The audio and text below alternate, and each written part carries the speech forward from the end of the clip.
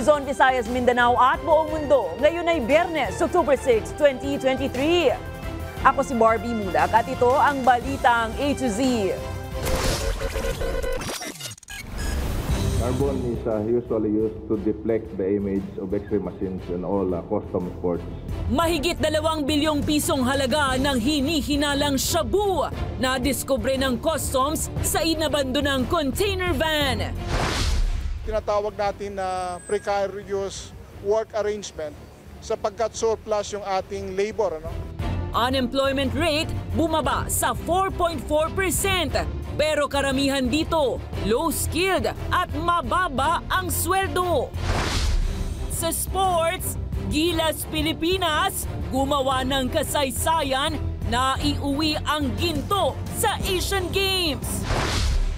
At silipin, world-class Pinoy products bumida sa isang bazaar. Magandang gabi. Mahigit 2 bilyong pisong halaga ng hinihinalang shabu na nakadeklarang imported beef jerky ang natuklasan ng mga otoridad.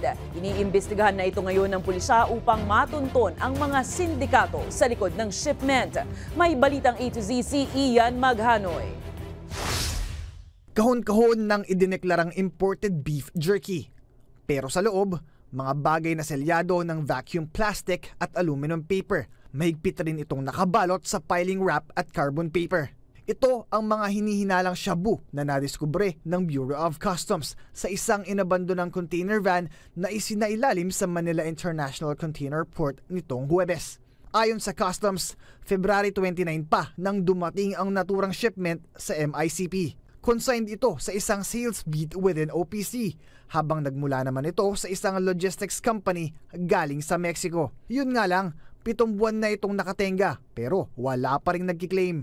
15 days hindi niya na-declare ang cargo, it is abandoned.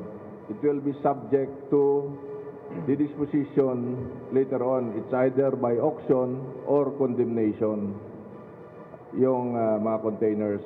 However, habang walang nagkiklaim niyan, it is subject for the decree.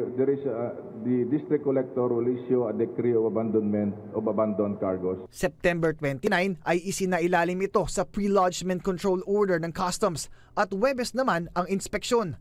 Nang idaan sa mobile container X-ray machine ang mga selyadong items, dito na nadiskubre ang 2 balot ng shabung nakapaloob rito. Carbon is usually used to deflect the image of X-ray machines in all customs ports. So we have a non-intrusive container size X-ray examination. Ito yung box ng beef jerky at ayun naman yung sa shabu. Ayon sa mga otoridad, sinadya talagang ihalo ang dalawa sa isang box nang sa gayon ay hindi maamoy ng K9 unit. Nasa 323 na kilo ng ilegal na droga ang nakasilid sa 450 boxes ng naturang shipment na tinatayang nagkakahalaga ng 2.2 billion pesos. Immediately we turn it over to PIDEA or DPDEG. Every time na nakaka-receive kami ng info coming from our foreign counterparts, especially coming from the foreign counterparts. Una nang sinabi ng pambansang pulisya na isa sa ilalim pa rin sa mas masusing investigasyon ang pinanggalingan ng ilegal na droga. Gayunpaman, limitado lang muna raw ang ilalabas na impormasyon ng pulisya hanggat hindi pa natatapos ang investigasyon. The intention is to hold these people na nakikita natin, especially on the shipment of this particular container van, be properly charged. Ayon naman sa isang crime watchdog, dahil Mexico ang pinanggalingan ng shipment, hindi raw malayong nagmula ito sa Sinaloa illegal drug cartel. Yung Mexican drug cartel is considered to be the #1 supplier among Asian countries and sa buong mundo. Kaya dapat maging vigilant ang PNP ngayon. Ito na ang pinakamalaking halaga ng ilegal na droga na nadiskubre ng Customs ngayong taon. Habang inaalam pa rin kung konektado ito sa 3.6 billion pesos na shabung nasabat sa Pampanga noong nakaraang buwan. Para sa Balitang A to Z, Ian Maghanoy. Samantala, magsasagawa ng investigasyon ng Philippine Ports Authority matapos madiskubre ang 2 patay na katawan sa isang container van galing naman ng Pilipinas at dumating sa Thailand nitong Lunes. Ayon kay PPA spokesperson Eunice Samonte, walang laman ang naturang container nang umalis sa daungan sa Maynila. Wala pa rin itong inilalabas na impormasyon sa mga naturang labi. Sa ngayon kasi, iniimbestigahan pa rin yan, especially kasi sa Thailand siya binuksan. No? So, idineklarang empty yung container dito sa Pilipinas, and then pagdating doon sa Thailand, doon nakita bumulaga yung naaagnas na katawan ng 2 bangkay, isang babae, isang lalaki. No? Itinaas ng Civil Aviation Authority of the Philippines sa heightened alert ang lahat ng 42 commercial airports sa bansa matapos makatanggap ng bomb threat. Ayon sa CAAP, nakareceive sila ng isang email na nagsasabing isang aircraft galing Maynila patungong Puerto Princesa, Mactan, Cebu, Bicol at Davao International Airports ang pasasabugin umano ngayon. Agad namang ipinagutos ng CAAP ang mas mahigpit na seguridad sa mga paliparan. Nagpaalala rin ng ahensya sa publiko na maging alerto at mapagmatsaga. Pinaghahanda rin ng mga pasaherong may flights na pumunta ng paliparan ng mas maaga upang hindi maantala ang biyahe dahil sa dagdag na security checks. Matatanda ang Martes lang nang makatanggap rin ng CAAP ng bomb joke sa Bicol International Airport.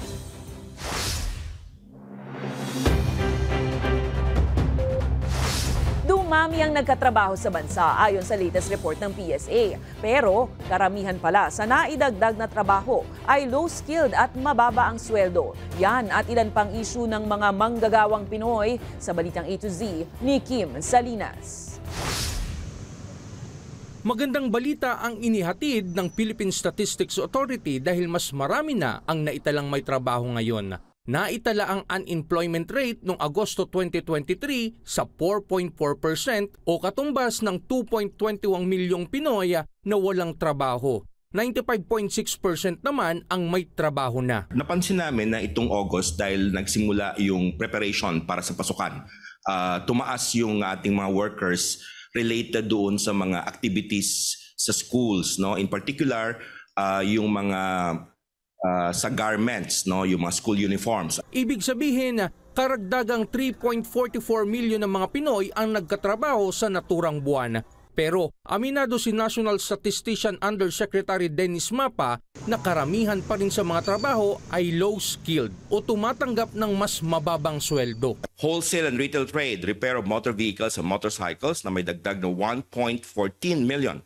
Construction na may dagdag na 286,000. Kaya naman tinawag itong surplus job ni Nagkaisa Labor Coalition Chairman Attorney Sani Matula. Anya, no choice ang mga Pilipino kundi pasukin ang trabaho kahit na hindi maganda ang sweldo para lamang kumita. Tinatawag natin na precarious work arrangement sapagkat surplus yung ating labor, ano?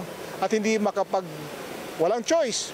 Kaya pumasok na lang. Bagamat maganda kung tutuusin na marami ang may trabaho ngayon kaysa sa wala, pero lamento ng labor leader, karamihan dito ay hindi pa rin sapat ang sahod para makaraos sa buhay. Isa yan sa napakasaklap na sitwasyon ng mga manggagawa sa Pilipinas. May trabaho pero ang sweldo naman po ay mababa at hindi umaabot doon sa sinatawag nila na poverty threshold. Iba pa ang issue ng job security dahil sa umiiral pa ring kontraktualisasyon sa bansa. Katulad na lamang ni May na sales demo sa isang mall, tumaas nga raw ang kanyang minimum na sahod pero hindi niya rin ito naramdaman dahil tumaas rin ang kanyang government contribution. Yung SSS ko, 570 lang siya. Isang buong cut-off na yon, once a month lang naman. Tapos ang PhilHealth, 250. Ang Pag-ibig, 200. O ngayon, magkano naman? Ang tumaas kasi ang SSS ko nasa 780 na. Tapos yung PhilHealth ko, 350. Ang Pag-ibig, naging 300 na. Ang asawa naman niya may trabaho nga pero on-call lamang kaya kapag walang tawag na trabaho ay wala rin itong maaasahang sweldo. Siyempre sahod. Sahod talaga daw. Kaya itaas natin sahod natin. Kasi kulang talaga yun. Nagkakaroon kami ng utang. Ngayon, pagdating naman ng sahod ko, doon naman nababayaran yung mga utang-utang. Sa dagdag na 3.44 million na nagkaroon ng trabaho, karamihan dito ay self-employed o tumutulong sa negosyo ng pamilya, habang 87,000 lang ang disahod sa kumpanya. Para sa Balitang A to Z, Kim Salinas. Abiso sa mga motorista, matapos ang sunod-sunod na dagdag presyo sa produktong petrolyo, namumuro naman sa susunod na linggo ang bawas presyo. Sa monitoring ng Department of Energy, 2 pesos and 60 centavos hanggang 3 piso ang posibleng bawas sa kada litro ng gasolina. Hanggang halos 2 pesos naman na bawas sa diesel at mula 2 pesos hanggang 2 pesos and 20 centavos sa kerosene. Ilan sa nakikitang dahilan ng DOE ay ang takot ng ilang bansa sa mataas na interest rates ng Estados Unidos na pinalala pa ng matatag na halaga ng dolyar at ilan pang geopolitical issue.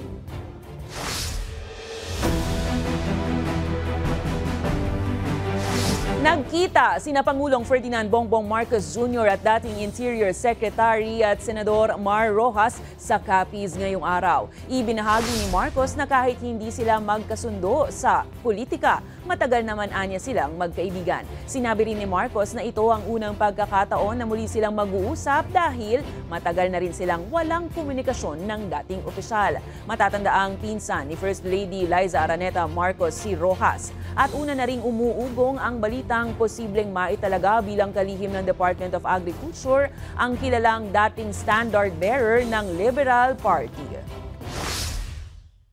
Alam niyo po, kami ni Mar, matagal na po kaming magkaibigan. At kahit na hindi kami magkapanig kuminsan sa politika, matagal kaming nagsama sa New York. At sana naman habang nandito siya, hindi na niya kinikwento yung mga nangyari sa amin nung nasa New York kami dahil bachelor pa po kami. At marami kaming mga adventure na magkasama. Kaya po nakakatuwa na matagal ko na po siyang hindi nakausap. At mabuti naman nagkaroon ng pagkakataon na nag-uusap kami dito pa sa Capiz. Sinegundahan ni Senator Bato de la Rosa ang mga pahayag ni Vice President Sara Duterte na kung sino man ang kumukontra sa confidential funds ay kontra din sa kapayapaan at dapat ituring na kalaban ng bayan. Pero partikular lang itong itinukoy ng senador sa mga kapwa mambabatas ng Makabayan Bloc. Anya, hindi niya tinutukoy ang iba pang politiko na iba rin ang rason sa pagkwestiyon sa Intel funds. I am with them when they declare that yung humaharang diyan ay yung mga enemy of peace.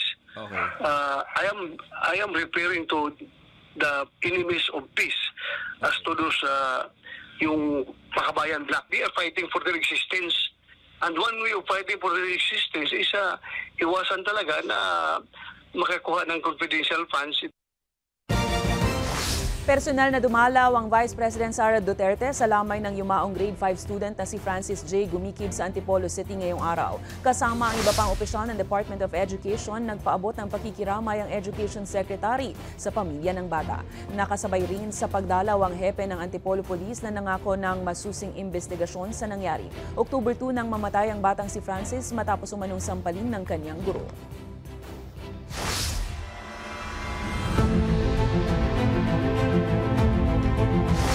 China tila naiinis na sa patuloy na pagsasagawa ng resupply mission ng Pinas sa BRP Sierra Madre. Paghaharang nito kamakailan sa PCG, itinuturing na pinakamalapit na engkwentro. May balitang A to Z si Billy Torres.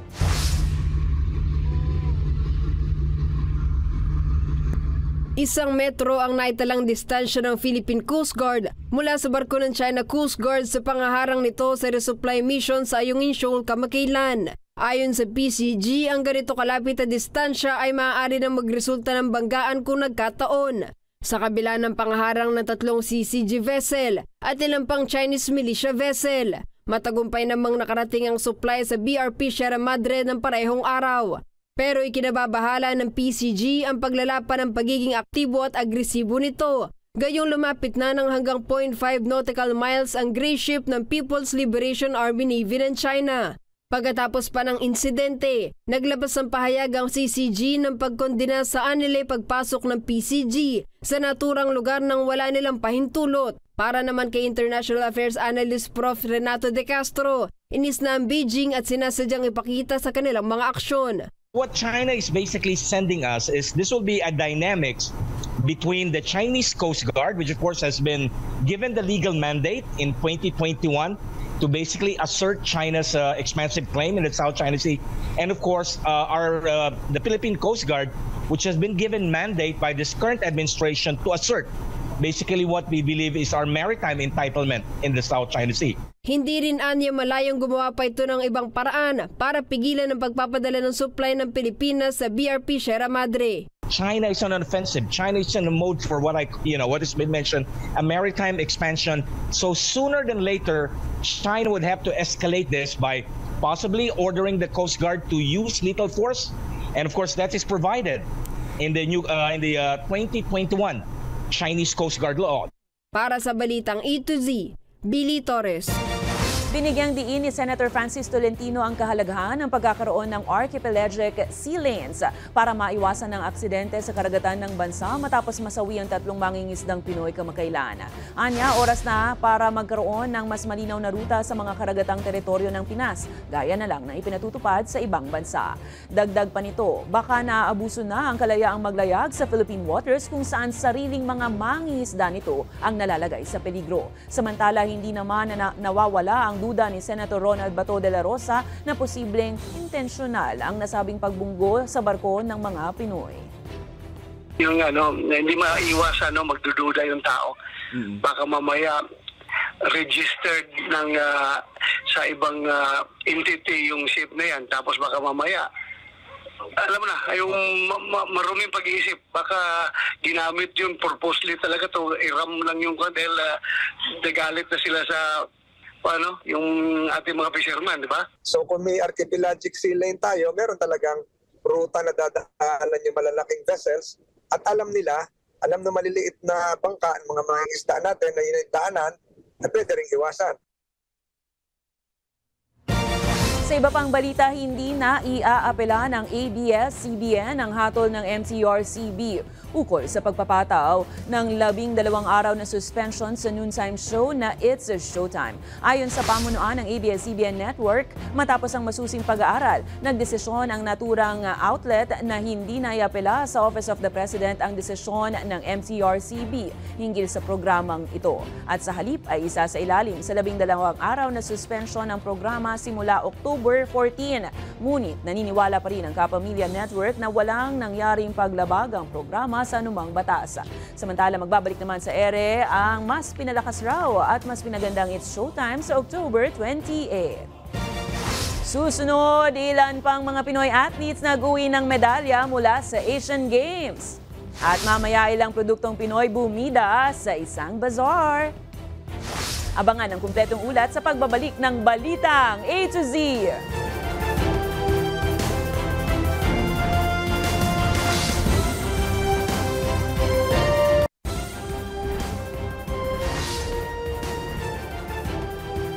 Inaprubahan ng Metro Manila Council ang itinulak na resolution ng Metro Manila Development Authority na nagdedeklara ng moratorium sa koleksyon ng pass-through fees sa mga sasakyang daraan at papasok sa mga lungsod para magdala ng produkto. Sa nilagdaang Executive Order No. 41 ni Pangulong Ferdinand Bongbong Marcos Jr. noong nakaraang buwan, layon nitong mapababa ang presyo ng mga pangunahing bilihin. Sa ilalim nito, sususpindihin ang koleksyon ng pass-through fees para matiyak din ang mabisang pagkilos ng mga produkto sa rehiyon.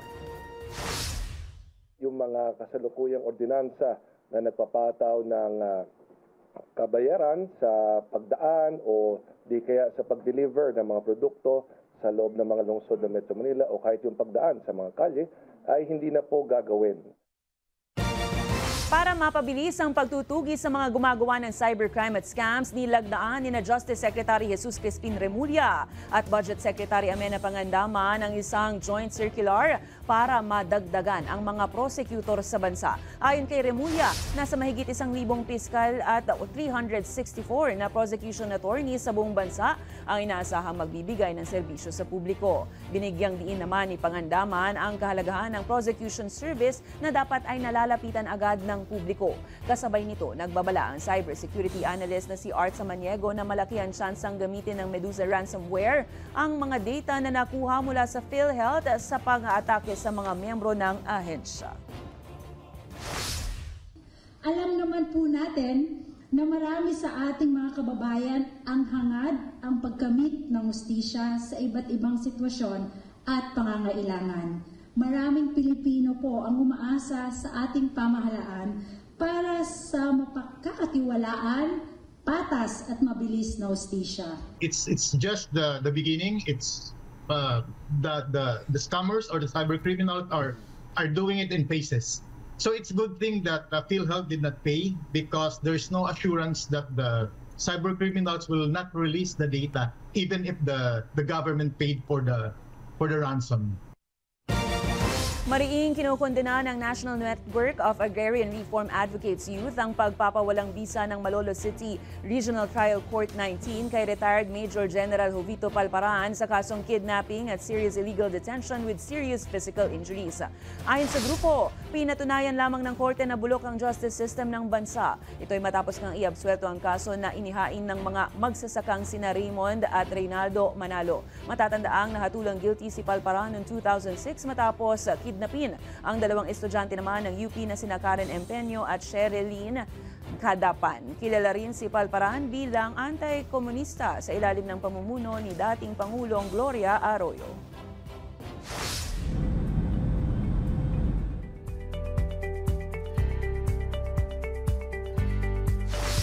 Iginawad kay Iranian human rights activist Narges Mohammadi ngayong taon dahil sa determinasyon nitong labanan ang pang-aapi sa kababaihan sa kanilang bansa. Nakuha nito ang Nobel Peace Prize matapos ang 13 beses na pagka-aresto, 5 beses na pagkakakulong at pagkakasentensya ng 31 taon na pagkakakulong sa mga kasong may kinalaman sa propaganda laban sa Estado. Ipinangangampanya nito ang women's rights at pagbuwag sa death penalty, maging ang pagpapabuti ng kalagayan sa mga kulungan sa Iran. Nangako naman itong mananatili sa kanyang bansa at ipagpapatuloy ang ipinaglaban alang-alang sa demokrasya, kapayapaan at pagkakapantay-pantay. Exciting Friday para sa Pinoy sports fans. Naiuwi ng Gilas Pilipinas ang ginto sa 19th Asian Games. Sa makasaysayan nitong laban kontra Jordan ngayong gabi. Dikit at naitabla pa ang laban sa halftime pero natambakan rin ng Pinoys ang Jordan sa final score na 70-60. Sa ilalim ng gabay ni Coach Tim Cone, ito ang unang medal finish ng Pinas sa Asiad Basketball sa huling 6 na dekada. Samantala, Golden Friday talaga for the Philippines dahil kanina nakaginto rin ng bansa. Salamat naman sa tagumpay ni Annie Ramirez sa Women's Jiu-Jitsu. Natalo ni Ramirez ang pambato ng Kazakhstan na si Galina Duvanova sa 57 kg final para maiuwi ang ikatlong ginto ng bansa sa Asiad. Hindi rin nagpahuli si Kayla Napolis na naiuwi naman ang bronze sa Jiu-Jitsu 52 kg. Habang isa pang bronze ang nakopo muli ng men's sepak takraw team sa Regu event. Dahil dito, umakyat na sa top 20 ang Pinas sa Asiad rankings. Sa aming pagbabalik, silipin ng mga produktong sariling atin sa Global Pinoy Bazaar sa Makati. Manatiling nakatutok, kayo ay nanonood ng Balitang A to Z.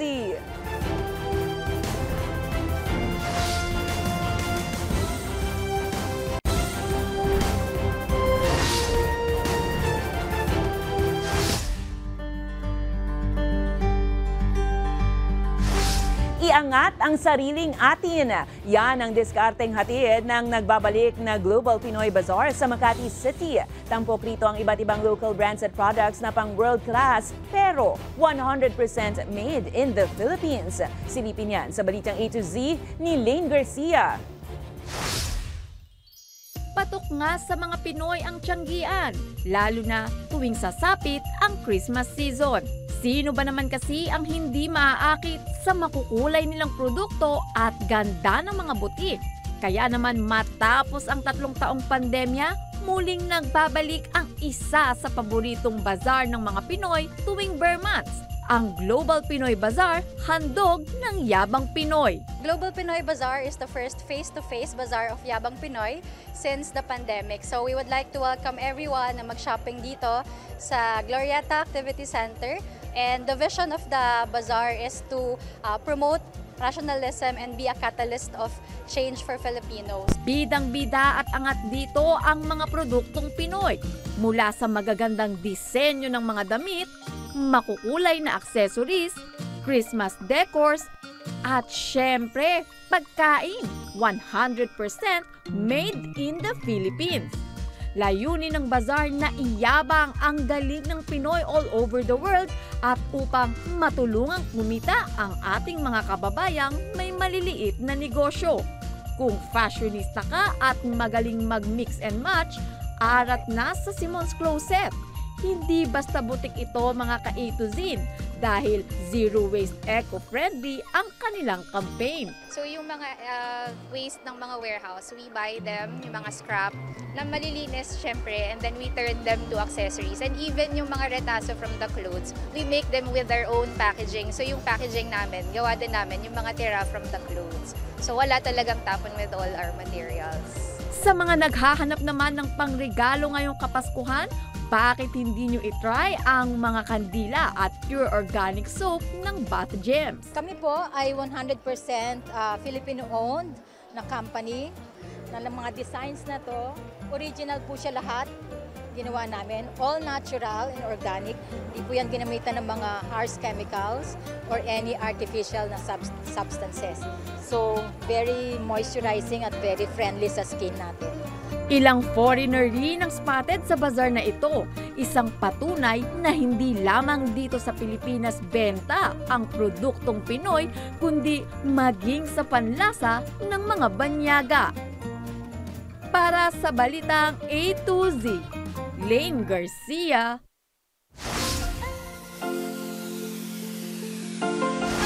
At para naman sa ating balitang nakaka-good vibes, sa mga students dyan, kaway-kaway, isa ka ba sa magugulatin kapag sinabi na ni teacher na, time's up, pass your papers? Ganito rin ba ang reaksyon ninyo? Time's up!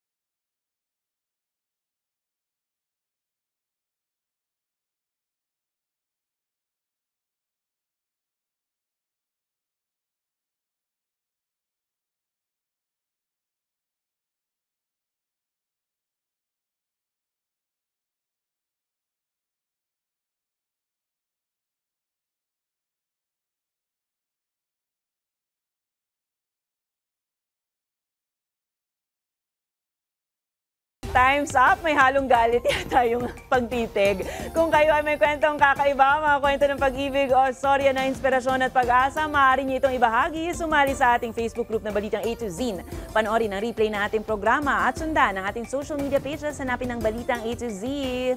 Sa pagdiriwang ngayong araw ng kaarawan ng Presidente at Spiritual Director ng Jesus is Lord Church Worldwide na si Brother Eddie C. Villanueva. Ang pabaon niyang quote of the night ay ang mga paalalang ating buhayin ang pananampalataya at pagmamahal para sa Diyos at bayan. At yan ang mga balita at impormasyon, mga kwentong may dalang inspirasyon na tinutukan ng Balitang A to Z. Ako si Barbie Mulak, maging maalam, makialam. Magandang gabi sa iyo, Pilipinas. Happy weekend!